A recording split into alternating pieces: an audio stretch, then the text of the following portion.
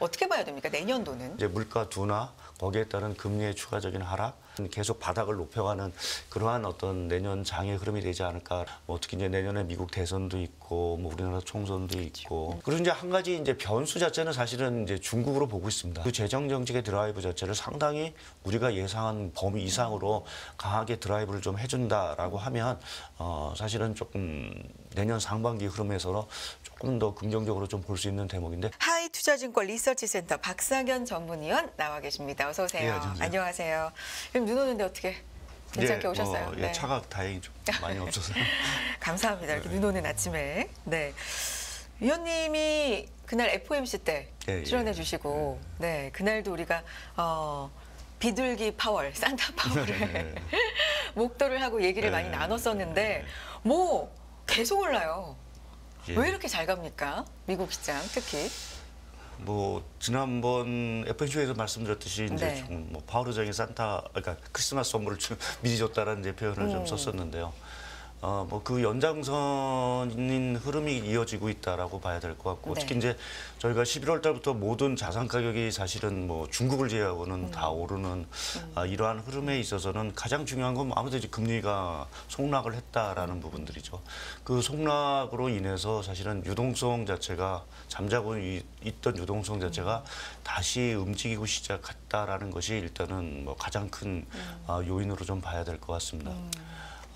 그리고 이제 두 번째 부분은 최근에 보게 되면 이제 미국도 뭐 나스닥도 있고 뭐 다우도 이제 사상체 우측 계속 하지만 최근에 특징 중에 하나가 러셀 지수, 2000 지수 자체가 이제 상당히 급등을 하는. 그렇죠. 그러니까 좀 10월 말 대비 보게 되면 거의 한 20% 이상 사실은 지금 올라온 상황들인데, 통상적으로 보면 저희가 이제 러셀 2000 하면은 이제 중소업체들 중심으로 하는 어떤 그 지표이기 때문에 사실은 경기에 가장 이제 민감한 이제 그 지수입니다. 그 지수 자체가 이제 급등을 하고 있다라는 얘기 자체는 그만큼 미국의 경기 침체에 대한 우려 자체가 상당 부분 뭐 아직까지는 뭐 계속 얘기가 되고 있지만 상당 부분 가능성이 좀 낮아지고 있고, 또 이제 경제의 어떤 그 성장 펀더멘탈 자체는 양호한 흐름이 아닌가라는 쪽으로 좀 판단을 할 수 있는 부분들이 있고요. 그거를 좀 뒷받침해 주는 게 그 애틀란타 연준에서 이제 매번 이제 매주 발표하는 GDP 추정치를 보게 되면 이게 4분기 저희가 한 0%대 사실은 예상을 했었는데 지금 한 2.6%까지 올라온 상황들입니다.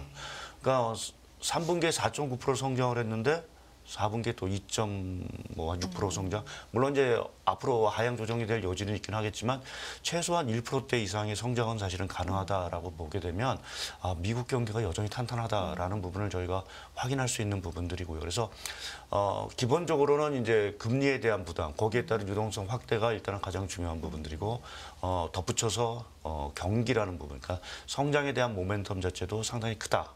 거기에 뭐 최근에 악재라는 부분 자체가 그렇게 뚜렷하게 부각되지 않고 있다라는 부분도 어떻게 보면 주식시장에 조금 랠리를 좀 이어지는 중요한 요인으로 좀 지적을 해야 될 것 같습니다. 네. 크게 세 가지 짚어주셨습니다. 최근에 강한 산타랠리 이어지고 있는 이유, 채권 금리가 일단 좀 빠른 속도로 내려갔고, 러셀을 보면 알 수 있듯이 이게 최근에 좀 많이 올라왔잖아요. 이 경기 침체에 대한 우려가 많이 좀 희석이 됐다. 그리고 악재가 부각이 되고 있지 않다라는 큰 이유 세 가지를 짚어주셨는데, 이 모든 걸 아우르는 게 이제 시장 심리가 아닐까라는 생각이 위원님 드는데요. 사실 최근에 연준 위원들이 시장을 달랜다고 할까요? 좀 안정시키려는 발언들을 며칠째 이어가고 있지 않습니까? 근데 보면 이 며칠간의 흐름, FOMC 이전에는 사실 월러이사가 불을 좀 지폈던 감이 있거든요. 월러이사가 대표적인 매파인데 추가 금리 인상이 불필요하다고 이야기를 하면서 이게 상당한 주목을 받았습니다. 어떻게 보면 그때 당시에 파월 의장의 발언이 있었음에도 불구하고 파월 의장 발언을 오히려 묻히고 월러 이사의 발언이 부각이 됐고, FOMC 회의에서도 이 월러 이사의 발언에 대한 질문을 던질 만큼, 그리고 나서 FOMC 지나고 지금은 또 달래는 듯한 발언을 이어가고 있다는 거죠. 이 내부에서도 상당히 이견이 많은 건지 아니면 시장을 좀 보면서 발언 수위를 조절하는 건지 어떻게 봐야 될까요? 위원님 어떻게 보세요? 뭐 두 가지가 다 공존한다고 봐야겠죠. 뭐 아무래도 아직 뭐 인플레이션 전쟁에서 승리를 하기에는 좀 이르다라고 판단하는 분도 분명히 있을 것 같고요. 또 시장이 너무 앞서간다라는 조금 생각을 갖고 있어서 시장의 어떤 그러한 좀 과열 분위기 자체를 좀 진정시키기 위해서 연준 인사들이 조금은 시장에 좀 경계감을 줘야 되는 필요성이 분명히 있기 때문에 그러한 양단의 측면은 다 있을 거로 좀 보고 있고요. 다만 이제 금융시장에서 생각하는 거는 연준 인사들이 뭐 어떻게 생각하고 또 어떻게 발언을 한다 하더라도 기본적으로 인플레이션이라는 부분 자체가 기본적으로 둔화가 됐다. 그 길로 가고 있다. 라는 부분에서 좀 확신을 좀 얻고 있는 부분들이 아닌가라는 쪽이 좀 판단을 좀 하고 있고요. 그거는 지난번에도 와서 말씀을 드렸듯이 이제 가장 저희가 체감적으로 이제 물가라는 부분을 이제 얘기할 때 많이 하는 게 유가 네. 부분들이고 그 유가가 겨울에 특히 이제 겨울철을 앞두고 상당 부분 안정세를 좀 보이고 있다라는 측면에서 보게 되면 물가 자체가 그렇게 자극되지 않을 거다라는 일종의 좀 안도감 뭐 이러한 것들이 뭐 지금 연준 인사들이 뭐 비둘기적인 얘기도 하고 매파적인 얘기를 함에도 별로 이제 귀 기울이지 않는 부분으로 좀 봐야 될 것 같고요. 그러면 이제 저희가 관심은 이게 시장이 그럼 너무 진짜 앞서가는 거 아니냐. 듣지를 않고. 네, 듣지 않고 네. 뭐 이게 조금은 일방적인 어떤 쪽으로 가느냐라는 부분에서 네. 조금 우려감이 있고 특히 이제 10년물 국채 기준을 보게 되면 거의 고점 대비해서 보게 되면 거의 한 110bp 정도 이제 거의 하락을 좀 한 것 같거든요. 네. 근데 그래서 제가 이제 과거에 한번 사례를 좀 찾아봤습니다. 과거의 사례라는 거는 이제 미국이 이제 금리 인하 사이클을 들어갈 때 과연 금리가 얼마만큼 선반영돼서 움직였느냐라는 부분을 조금 이제 좀 찾아봤는데요. 뭐 화면에 네. 조금 뭐 제가 그 표를 정리한 것들이 나올 수 있는 것 같은데. 네. 그러니까 과거에 그 금리 인하, 요 금리 인하가 이제 시작이 된 시점 전에 이제 국제금리 최고점. 과의 그 금리 하락폭을 좀 계산을 해봤더니 평균적으로 한 134bp 정도가 사실 떨어졌습니다. 그러니까 지금 아까 말씀드린 대로 한 110bp 정도 떨어졌다라고 하니까 사실은 어떻게 보면 과거 평균치에 사실은 들어가 있는 부분들이죠. 그러니까 네. 과거에도 미국이 금리 인하가 이제 시작이 된다라고 이제 시장이 생각을 하게 되면 선제적으로 많이 움직였다라고 했기 때문에 지금이 이제 물론 이제 속도 면에서 좀 빠른 면은 있습니다. 그러니까 과거에는 그래도 한 3, 4개월 내에서 한 130bp 정도가 움직였는데 지금 한 2개월도 채 안 되는 상황에서 110bp가 떨어졌으니까 상당히 이제 강한 어떤 하락폭을 좀 기록하고 있어서 뭐 속도는 사실은 좀 빠른 부분이 있긴 하지만 하락폭 자체에 대해서 그렇게 뭐 과거 사례에서 크게 벗어나는 부분들은 아니다라는 좀 생각을 좀 하고 있고요.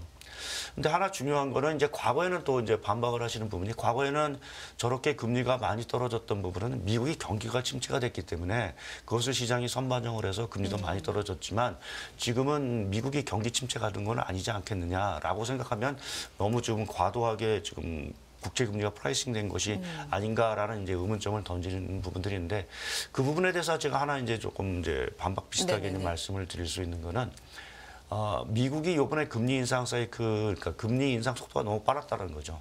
그러니까 뭐 기억을 하시겠지만 뭐 우리가 처음에 베이비 스텝으로 시작을 해서 자이언트 스텝까지 이제 간 상황들이고 또 한 가지는 미국이 금리를 인상하기 시작했던 때의 물가 수준 자체가 너무 높았습니다. 8.5%에서 금리를 올리기 시작을 했거든요. 그러니까 그 얘기 자체는 워낙 높았기 때문에 금리 인상 속도가 상당히 빨랐고 반면에 그렇게 생각해 보면 금리 지금 물가 자체의 속도 자체가 상당 부분 앞으로 좀 더 떨어져야 되긴 하겠지만 상당히 좀 빠른 속도로 고점 대비해서 떨어지고 있다. 제가 그 과거 금리 인상 사이클이 시작된 이후 미국의 물가 추이 어떤 차트를 좀 그려왔는데요. 이번이 말씀드린 대로 너무 높은 수준에서 금리 인상을 시작을 했기 때문에 상당히 물가 둔화 폭접은 다른 금리 인상 사이클에 비해서 상당히 좀 큰 상황들입니다. 그러니까 그 얘기 자체는 경기 침체가 안 가더라도 물가 자체가 상당 부분 잡힌다. 뭐 특히 이제 앞으로는 코어 물가가 되겠죠. 이제 그렇게 됐을 때는 미 연준이 사실은 금리 인하에 있어서 속도감이 붙을 수도 있지 않겠느냐. 그러니까 우리가 뭐 25bp 이런 인하를 얘기를 하는데 이것이 25bp가 아니라 50bp 뭐 이러한 식으로 조금은 그 빅스텝으로 물가가 잡힌다면 금리를 내릴 수도 있는 그러한 상황들로 생각해 볼 수 있다라고 하면 지금의 금리, 그러니까 국제 금리 자체의 하락폭 자체가 그렇게 뭐 앞서가고 있다라고 얘기하기에도 조금은 무리가 있는. 그래서 지금 어떻게 보면 저 개인적으로는 뭐 지금 적정하게 지금 어떻게 금리가 좀 내렸다라고 보고 있고요. 물론 앞으로 이제 금리가 여기서 더 속락하겠느냐라는 부분에서는 시장이 조금 이제 기다리겠죠. 내년 들어가서 정말 물가가 특히 이제 고화 물가 자체가 더 떨어지는지라는 부분 자체를 조금 확인하고 특히 이제 미 연준이 그러기 때문에 금리를 이제 정말 내리겠다라고 하면 그 추가적으로 이제 금리를 국제 금리도 좀 떨어질 수 있는 방향성이기 때문에 지금까지의 어떤 금리 하락 자체는 어찌 보면은 뭐 향후에 기대감이 좀 반영된 부분들이긴 하지만 물가의 어떤 둔화 속도, 과거와 어떤 다른 사이클을 생각했을 때는 어느 정도는 좀 수용 가능한 금리의 어떤 하락폭이라고 보고 있고 앞으로가 이제 우리가 얘기하는 이제 정말 중금리 시대로 갈 건지 여기서 조금은 더 하락할 건지라는 부분 자체는 내년 들어가서 저희가 이제 특히 이제 코어 물가 자체를 조금 지켜볼 필요가 있다라고 좀 말씀드릴 것 같습니다. 과거와의 차이점을 이제 설명을 해주셨고요. 일단 일각에서는 사실 지금 10년물 미국 국채 기준으로 5%에서 3.9까지 내려온 이 속도가 좀 많이 빠른 감이 있다라는 의견도 있지만 개인적으로 위원님 생각에는 이 속도가 그렇게 빠른 것 같진 않다. 예, 그러니까 뭐 우리가 산이 높으면 골이 깊다라는 네. 얘기듯이 올라갈 때도 사실은 빨리 올라갔기 맞습니다. 때문에 내려가는 부분에 있어서도 사실은 조금 빨리 내려갈 수도 있는 부분들이 아닌가라는 쪽에 좀 생각을 하고 있고요. 그러니까 지금 3% 후반대라는 어떤 금리 수준을 보게 되면 아직 미국 경기 침체를 프라이스한 부분들은 분명 아니거든요. 그러니까 지금까지의 어떤 하락이라는 거는 물가 둔화를 분명히 반영을 한 거고 앞으로의 이제 금리 자체가 조금 더 떨어지는 부분 자체는 핵심 물가 자체가 더 떨어지냐 또 미국의 지표 자체가 조금은 더 침체가 아니고 경기 둔화 쪽으로 갔을 때 떨어지느냐라는 부분을 이제 앞으로 반영을 할 거고 이제 그렇게 됐을 때 적정 레벨대로 좀 생각을 해보는 건 내년 상반기 한 3.5% 내외 정도가 사실은 지금 미국의 금리 적정 레벨대 10년물 국채 기준으로 봤을 때 그 정도 레벨대가 아닌가라는 쪽에서 생각을 할 수 있고 그래서 뭐 생각하시는 분에 따라서 이게 조금 너무 과하다라는 얘기를 할 수도 있긴 하겠지만 지금 제 판단으로는 그렇게 과한 수준은 아니다라는 쪽에 말씀을 드리고 있습니다. 주식시장에서 지금 이런 상승이 그럼 위원님 포모도 좀 작용을 한 겁니까? 이렇게 올라가는데 나는 주식이 없어. 이제라도 뭐 이런 심리도 좀 최근에 작용을 하고 있다고 보십니까? 예, 뭐 일부는 있다라고 봐야겠죠. 뭐 그거는 당연히 있다라는데 그거는 이제 우리나라보다는 미국이 상승이 보고 싶냐 좀 강한 것 같고요. 그렇죠. 그보다는 사실은 저는 유동성을 계속 강조를 드리고 있습니다. 유동성. 우리가 저희가 미국이 긴축을 하면서 또 뭐 양적 긴축을 하면서 유동성이 많이 줄어들 거라는 이제 얘기가 사실 많았지만 실제로 유동성이라는 부분 자체가 그렇게 체감적으로 저희가 생각하는 것만큼 많이 줄지는 않았다라고 저는 좀 생각을 하고 있고요.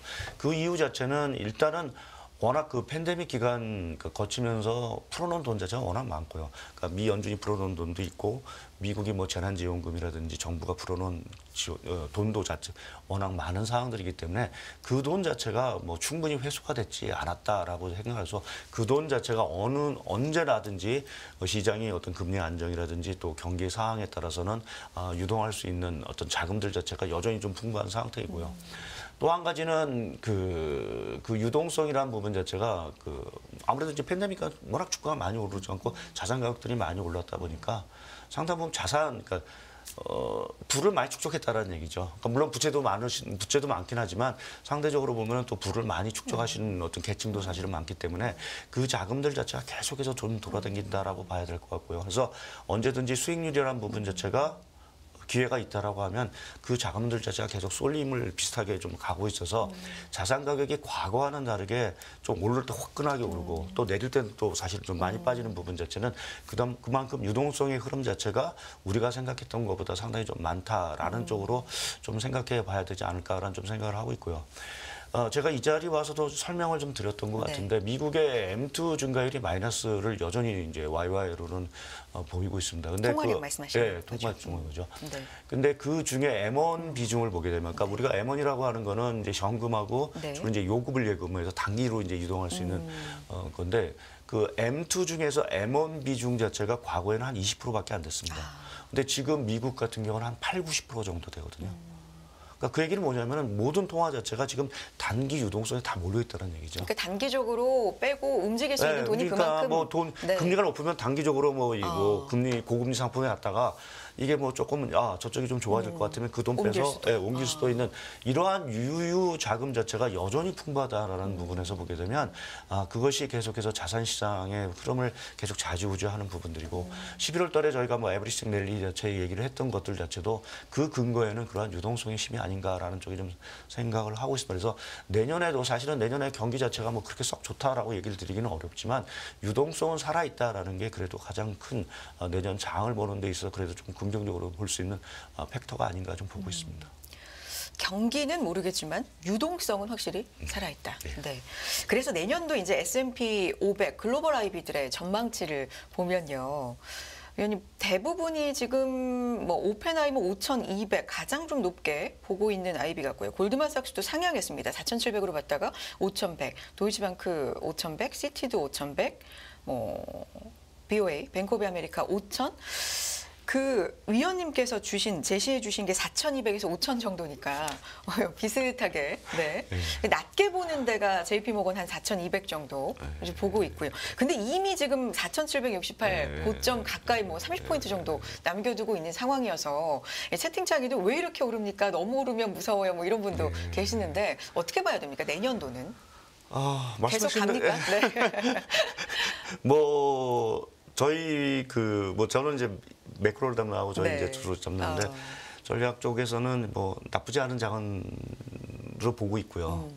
그러니까 뭐 매크로 비유 자체에 대해서 뭐 브라이트하게 사실은 말씀드리기는 조금 어려운 부분들이긴 하지만 말씀드린 대로 이제 물가 둔화 거기에 따른 금리의 추가적인 하락 또 그에 덧받친 유동성의 힘을 가지고 일단은 주식시장 자체가 조금 계속 뭐 아주 급등 장세는 아니다 하더라도 조금 계속해서 저점을 좀 높여가는 저점이라는 부분 자체의 의미가 좀 다르긴 하지만 여하튼 계속 바닥을 높여가는 그러한 어떤 내년 장의 흐름이 되지 않을까라는 쪽에 좀 생각을 하고 있고요. 그러니까 내려오더라도 많이 내려가지 않고 어느 정도 하방 경직을 보여주면서 그래서 물론 출렁거림은 분명히 있겠죠. 내년에도 뭐 여러 가지 좀 불확실성이 분명히 있는 부분들이고 뭐 특히 이제 내년에 미국 대선도 있고 뭐 우리나라 총선도 있고 또 우리는 뭐 여러 가지 또 뭐 미 연준의 통화 정책과 관련된 또 몇 번의 또 출렁거림은 분명히 있을 거기 때문에 그렇기 때문에 뭐 주식시장 자체가 뭐 평탄하게 가지는 않을 거로 좀 보고 있긴 하지만 말씀드린 대로 미국 경기 자체가 침체를 가지 않는다라고 하면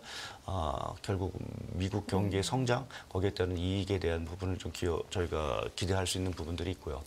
특히 뭐 앞서 이제 잠서 말씀드렸지만 뭐 미국 주식시장 왜 좋냐라는 부분에서 뭐 몇 가지 말씀을 드렸지만 거기에 또 하나 덧붙일 수 있는 거는 결국 미국의 그 성장에 대한 모멘텀 뭐 계속 말씀드리지만 그 매그니피션트 7으로 대변되는 미국의 그 기술 성장 모멘텀이라는 게 사실은 쉽게 꺼질 수 있는 어떤 그런 모멘텀은 분명히 아닐 거로 좀 보고 있고요. 그 힘 자체가 계속 유지가 된다라고 하면 미국의 장 흐름 자체도 계속해서 양호할 수 있는 부분들이고 또 하나 이제 지금 경기와 관련돼서 조금 이제 바닥을 조금 뭐 미국 경기가 조금 이제 성장이 둔화된다라고 하지만 유럽 경기 같은 경우는 조금 오히려 내년에 조금은 소폭 개선이 될 여지도 있지 않을까. 특히 이제 독일 경제 자체가 최근에 좀 바닥을 좀 다지고 좀 올라가는 부분들이 좀 있어서 그러한 부분도 조금은 좀 기여를 좀 할 수 있는 부분들이 좀 있을 것 같고요. 그리고 이제 한 가지 이제 변수 자체는 사실은 이제 중국으로 보고 있습니다. 만약 중국이 저는 사실은 이렇게 중국에 대해서 와서 말씀드린 대로 좀 보수적으로 좀 말씀을 좀 드리고 있는데 만약 중국이 그러한 뭐 보수적인 어떤 흐름에서 조금은 좀 뭘까 그것을 깰 수 있는 좀 강한 어떠한 그 정책 드라이브랄까요? 뭐 그러한 것들이 나온다라고 하면 사실은 뭐 세계 경제라든지 또 뭐 세계 글로벌 주가 또 우리나라 주식에도 상당히 좀 긍정적인 변수를 좀 줄 수 있는 부분들이어서 예를 들면 어떤 게 있을 수 있을까요? 강하게라면? 재정 정책이 되겠죠. 뭐 아무래도 이제 재정 정책이라는 부분 자체를 생각보다 좀 강하게 아무래도 성장을 결국은 지지를 할 수 있는 지금 방법 자체는 재정 정책밖에 없기 때문에 그 재정 정책의 드라이브 자체를 상당히 우리가 예상한 범위 이상으로 강하게 드라이브를 좀 해준다라고 하면 사실은 조금 내년 상반기 흐름에서 조금 더 긍정적으로 좀 볼 수 있는 대목인데 사실은 그거를 뭐 가정하고 말씀드리긴 좀 어려운 부분들이지만 하나의 변수로 좀 분명히 남아 있는 부분들이고 물론 이제 중국이라는 부분 자체가 거꾸로 악재일 수 있는 부분들이 있습니다. 특히 이제 이러한 미중 갈등 문제가 계속이 또 내년도 계속이 되고 말씀드린 대로 재정 정책 이러한 것들을 강하게 안 하는 상황에서 또다시 이제 부채라는 부분 뭐 이러한 것들이 불거진다라고 하면 또다시 이제 시장을 또 흔들 수 있는 악재에 있는 부분들이긴 하긴 하지만 여하튼 그 중국이라는 변수 자체는 위든 아래든 하나의 어떤 지금 가능성으로 좀 남아 있다라고 좀 봐야 될 것 같고요. 여하튼 그래도 내년 장의 흐름에 있어서는 여전히 중요한 건 미국이다라는 쪽으로 계속 뭐 좀 말씀을 드릴 수밖에 없을 것 같습니다. 중국 얘기를 이제 해주셨으니까. 일본 얘기로 예. 넘어가 보겠습니다. BOJ가 관심을 상당히 좀 많이 받았었는데 왜냐하면 내년에는 정책을 좀 바꾸지 않을까, 선회하지 않을까, 그리고 이번에 그런 언급이 있지 않을까라는 뭐랄까 예상들, 예측들이 좀 있었어요. 근데 유지한다라는 입장을 내놨거든요. 이걸 또 어떻게 봐야 되는지 영향은 어떨까요? 죄송합니다. 네. 괜찮아요. 일단 BOJ가 일단 그 시장의 예상과는 달리 좀 그러니까 초완화적인 통화 정책을 계속 유지하기로 결정한 부분에서는 저는 세 가지 정도를 좀 들고 있는데요. 첫 번째는 최근에 외환 시장, 특히 엔화 강세 자체가 너무 가파랐다라는 부분에서 추가적으로 만약 여기서 서둘러서 지금 완화적인 통화 정책에 대한 그 변경을 얘기했을 경우는 엔화의 추가 강세가 있다라는 거죠. 그러니까 그거는 이제 130엔대로 이제 엔화가 들어간다라는 의미에서 일본 경제라든지 금융시장에 다치 충격을 줄 수 있는 뭐 그 부분을 일단은 조금 경계한 부분이 하나 있는 것 같고요. 두 번째는 조금 뭐 그 말씀드린 건 일본의 통화 정책 자체가 변경의 조건 자체가 아직 충족이 되지 않았다라는 부분을 좀 말씀드리는데 그 우에다 총재가 이제 그 통화 정책의 변경을 전제 조건을 내건 것이 하나는 물가가 지속적으로 안정적이니까 한 2%대, 2, 3%대 안정을 보는 거고 또 한 가지는 임금 상승률이 꾸준히 올라야 된다라는 이제 얘기를 했습니다. 그러니까 그거는 일본이 이제 디프레로를 탈출하고 또 내수 경기를 뒷받침할 수 있는 힘이기 때문에 그렇기 때문에 임금 상승률이 필요한 부분이었는데 최근에 임금 상승률이 오르긴 하겠지만 사실 아직은 일본은행이 원하는 정도의 수준은 아니었던 것 같습니다. 그래서 그렇게 보면 내년 들어가서 사실은 일본이 이제 봄에 대부분 이제 임금 협상이 있어 우리가 뭐 춘투란 얘기를 많이 하는데 그 춘투 기간 동안에 임금 상승률이 올라가느냐라는 부분을 일단은 한번 보고 판단하겠다라는 부분이 일단은 좀 깔려 있는 배경으로 좀 봐야 될 것 같고요. 그리고 세 번째 부분은 일본 기시다 총 내각의 지금 지지율 하락을 좀 들 수 있을 것 같습니다.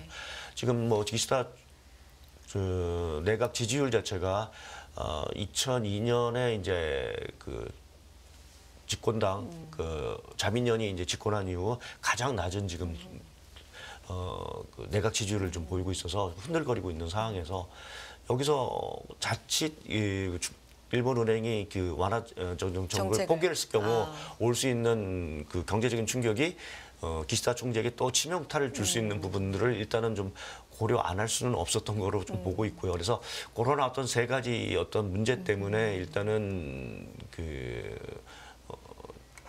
일단 봄을 좀 넘겨서 통화 정책을 좀 변경하자라는 어떤 결정을 내린 것 같고 그러면 이 영향 자체가 어떻게 되겠느냐? 일단 엔화 부분에 있어서는 현 레벨 한 144엔, 뭐 145엔 요 레벨대 자체가 당분간은 유지가 될 거로 좀 보고 있습니다. 그래서 시장이 일단은 뭐 BOJ의 어떤 통화 정책 자체가 내년 한 2분기 정도 들어가야 수정이 있다라고 하면 뭐 굳이 지금 엔화의 어떤 강세 베팅을 안 할 것 같고요. 그래서 그러한 부분에서는 엔화가 좀 안정세를 좀 찾을 것 같다. 그렇게 되면 글로벌 금융시장이라든지 증시에는 어떤 영향이 있느냐. 하나 이제 저희가 엔화가 강세되면서 우려했던 게 뭐냐면 엔캐리 트레이드 자체가 축소되는 게 아니냐라는 이제 우려가 있었는데 그 부분에 대한 리스크 자체가 일단 죽어졌다라는 부분은 말씀드린 유동성 측면에서 보면 긍정적이죠. 또 약세 때 베팅했던 것들이 좀 대규모로 청산이 예. 될 경우에 뭐 충격이라든지 이런 것도 많이 우려했었는데. 예, 근데 그 네. 리스크 자체가 일단 좀 뒤로 지연됐다라는 부분에서 보면 유동성 흐름 자체가 여전히 좋아질 수밖에 없는 부분에서는 또 하나 이제 긍정적인 흐름이 좀 있을 수 있는 부분들로 봐야 될 것 같고요. 이제 워낙 우리나라 측면에서 보게 되면 뭐 일본 엔화 강세 자체를 그렇게 뭐 반겨야 될 입장은 사실 그러니까 엔화 약세를 이렇게 반겨야 될 입장은 아니긴 하지만 뭐 그래도 최근에 보면은 조금 엔화가 150엔대에서 144엔대까지 떨어진 부분은 그래도 최근에 슈퍼 엔저에서 좀 벗어났다라는 부분에서 좀 긍정적일 수 있는 부분들이 하나 있는 것 같고 원달러 환율 측면에서 보게 되면은 저희가 그 엔이 만약 총 130엔 뭐 이런 식으로 들어왔을 때는 뭐 원화도 사실은 따라서 강세로 가는 이러한 모습이었을 텐데 그 재료 자체가 소멸됐다라고 좀 봐야 될 것 같습니다. 그래서 그렇게 보면은 원달러 환율은 당분간 1,300원 레벨 요 수준에서 좀 등락을 좀 계속하지 않을까 좀 생각을 좀 하고 있습니다. 네, 자연스럽게 이제 달러원 얘기로 좀 넘어가는데 보고서로 오늘 사실 위원님께서 3개를 가지고 오셨거든요. 네, 이거 저희가 올려놓겠습니다. 참고해 보시고요. 하나가 뚫기 쉽지 않은 달러원 하단입니다. 네. 이건 어떤 의미로 봐야 될까요? 예, 지금 뭐 달러 약세가 되고 하는 이러한 부분에 네. 또 내년도에 추가적으로 이제 달러를 이제 약세로 예상하는 그렇죠. 분위기가 상당히 좀 강합니다. 근데 저도 뭐 달러 약세를 얘기를 드리고 있긴 하지만 그게 우리가 생각하는 것만큼 큰 폭의 약세겠느냐라는 부분에서는 저는 그 모습은 아닐 거로 좀 보고 있고요. 달러 강세의 강도만큼 약세의 강도가 그만큼 크진 않을 것이다. 예, 그러니까 그거는 지금 우리가 미 연준의 금리 인하를 가지고 네. 달러 약세를 얘기를 하지만 사실은 어느 정도는 사실은 지금 프라이싱이 된 부분들이 분명히 있고요. 또 이게 미 연준만 금리를 내리는 게 아니라 사실 ECB도 금리를 내릴 거고 네. 다른 나라도 대부분 다 금리를 내릴 거라고 생각하면 금리의 어떤 통화 정책의 차이에 따른 달러 약세 요인 자체는 상당히 제한적일 수 있는 부분들이 하나 있고 또 한 가지 중요한 게 어느 나라가 가장 좋냐라는 부분이죠. 네. 그 부분에서 미국이 가장 좋다라고 대부분은 다 인식을 하는 부분이라고 그렇죠. 하면은 달러가 그렇게 약세가 될 요인 자체는 그렇지 않다. 또 설사 미국 경기가 침체 간다라고 했을 때 과연 미국이 침체됐을 때 달러가 약세가 되겠냐 강세가 되느냐 오히려 달러 강세가 된다고 생각하거든요. 그래서 그러한 측면에서 보게 되면 달러는 조금은 제한적인 약세 정도로 보자. 그럼 원달러 환율 흐름에 있어서도 하락은 하긴 하겠지만 극복 자체는 제한적일 수 있고 특히 우리나라 같은 경우는 내부적인 리스크 자체가 아직은 남아있다. 뭐 내년 상반기에 많이들 얘기하시는 부동산 PF 리스크라든지 ELS 리스크라든지 손실 리스크 자체가 여전히 도사리고 있고 중국 리스크도 여전히 있는 부분들이어서 원달러 환율이 사실은 아주 그렇게 급격히 하락하기도 사실은 어려운 구조다. 그래서 원달러 환율의 어떤 하락폭 자체도 상당히 좀 제한적일 수 있어서 뭐 좋게 보면 하단 자체는 한 1,250원 뭐 아니면 전체적으로 봤을 때는 1,200 한 후반대 정도에서 원달러 환율 자체가 유지가 되지 않을까라는 게 내년도 저희 원달러 환율 전망입니다. 네, 달러원 환율 전망까지 이제 해주시면서 리스크에 대해서도 짧게 지금 언급을 해주셨지만 말씀해 주신 것처럼 지금 PF 얘기도 다시 한번 좀 불거지고 있는 상황이고요. 뭐 미국 좋다 왜 이렇게 계속 올라요 이런 말씀을 앞에 한참 드렸지만 우리 경기에 대해서는 좀 내년도에 박지만은 않은 게 사실이니까요. 네. 뭐 시장 전략도 그렇고 관련돼서 어떤 부분들 좀 유념해둬야 될까요?